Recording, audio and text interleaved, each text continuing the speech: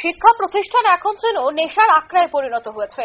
বিদ্যালয়ে ছাত্রছাত্রীদের দিয়ে শপথ বাক্য পাঠ করানো হয় নেশা মুক্ত বা নেশার বিরুদ্ধে যেন তারা উঠে দাঁড়ায়, তার জন্য শপথ বাক্য পাঠ করাতে হয় বা শপথ বাক্য পাঠ করানো হয় প্রতিনিয়ত।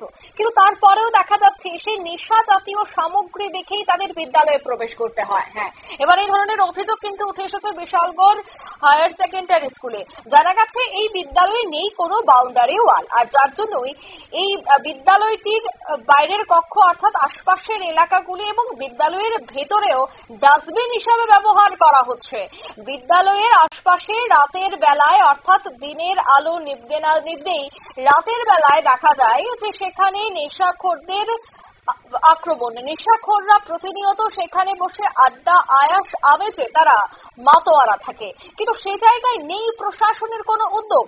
যে জায়গায় শিক্ষা প্রতিষ্ঠান, যেখানে শিক্ষা দেওয়া হয়, যেখানে ভালো জ্ঞান নিয়ে ছাত্রছাত্রীরা বাড়ি ফিরেন, সে জায়গায় নেশা জাতীয় সামগ্রী দেখে তাদের বিদ্যালয়ে প্রবেশ করতে হচ্ছে। তবে এই নেশার বিরুদ্ধে শপথ গ্রহণ অনুষ্ঠান আদৌ কি কাজে আসছে প্রশ্ন কিন্তু উঠছে। তবে এই পুরো ঘটনায় বিদ্যালয়ের সহকারী প্রধান শিক্ষক কি বলছেন শোনাবো একবার। বাউন্ডারি বিষয়ে জানানো হয়েছে, আমাদের ডিপার্টমেন্টে জানানো হয়েছে, সবখানে জানানো হয়েছে, কিন্তু অনেকদিন ধরেই এই সমস্যাটা আমাদের স্কুলে চলে আসছে। কি চলছে মূলত স্কুলগুলিতে? মূলত আমাদের স্কুলে বর্তমানে যে সিচুয়েশন আমি ফেস করছি সেটা হলো, আমার স্কুলটাকে টয়লেট হিসাবে ব্যবহার করছে চলতি ব্যক্তি মানুষরা। ওরা মনে হচ্ছে স্কুলটাকে একটা টয়লেট বানিয়ে ফেলেছে এবং ওরা আমাদের এই ছোট ছোট কচিকাঁচা ছাত্রদের সামনে যখন তখন এটা টয়লেট, স্কুলের মাঠে এসে টয়লেট করছে। বারবার বলা সত্ত্বেও কেউ কোনো পাত্তা দিচ্ছে না। দ্বিতীয়ত, এখানে বাউন্ডারি ওয়াল নেই। স্কুলটার বাউন্ডারি ওয়াল না থাকাতে যে কোনো সময় যে কোনো লোক এসে স্কুলটাতে লেট্রিন করছে, টয়লেট করছে, যে কোনোভাবে বিশ্রীভাবে ব্যবহার করছে, নেশা করছে, রাত্রে থাকছে, খেতে ওরা নোংরা পরিবেশ সৃষ্টি করছে। সকালবেলা মর্নিং স্টাফ যখন আসে, মর্নিং স্টাফ আসার সঙ্গে সঙ্গে দেখা গেল 2-3 লোক ধপধপ আওয়াজ করে উপর থেকে নিচে গিয়ে বেরিয়ে গেল।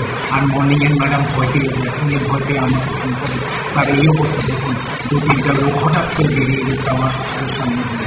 পরে গিয়ে ওখানে দেখা গেল সিরিঞ্জ পড়ে আছে, নেশা জাতীয় দ্রব্য পড়ে আছে, বিভিন্ন নোংরা টয়লেট করে, মানে নোংরা পরিবেশ করে আমাদের স্কুলটাকে একদম পরিবেশ বিষাক্ত করে দিয়েছে।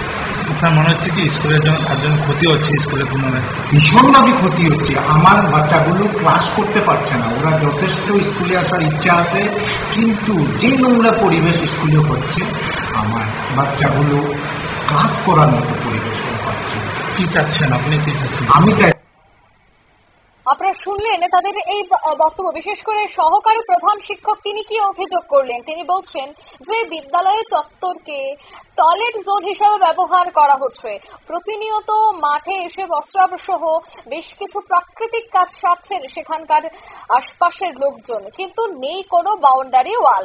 আর তাতেই বিদ্যালয়ের ছাত্রছাত্রীদের পঠন পাঠনে এর বড়সড় প্রভাব পড়ছে। এক প্রকার আক্ষেপের সুরেই তিনি তুলে ধরলেন যে বিদ্যালয়ের অব্যবস্থা। একদিকে যখন রাজ্যের মুখ্যমন্ত্রী শিক্ষার পরিকাঠামো উন্নয়নে চেষ্টা করছেন, বিভিন্ন প্রকল্প, শিক্ষক নিয়োগ সহ একাধিক পদক্ষেপ গ্রহণ করছেন, সেই জায়গায় দপ্তরের কিছু কর্মচারীরা এবং দপ্তরের কিছু আধিকারিকদের গাফিলতিতেই বেশ কিছু বিদ্যালয়ের কিন্তু এই ভগ্ন দশার ছবি বারবার উঠে আসে। এখন দেখার বিষয়, এই খবর সম্প্রচার হবার পর এসএমসি কমিটি সহ অন্যান্যরা যারাই এই বিদ্যালয়ের দায়িত্বে থাকেন, বিদ্যালয় পরিচালন কমিটিতে রয়েছেন, তারা এই বিষয়টায় আগামীতে কোনো পদক্ষেপ গ্রহণ করেন কিনা। নিয়ে নিচ্ছে ছোট্ট একটি বিজ্ঞাপন বিরতি, সঙ্গে থাকুন।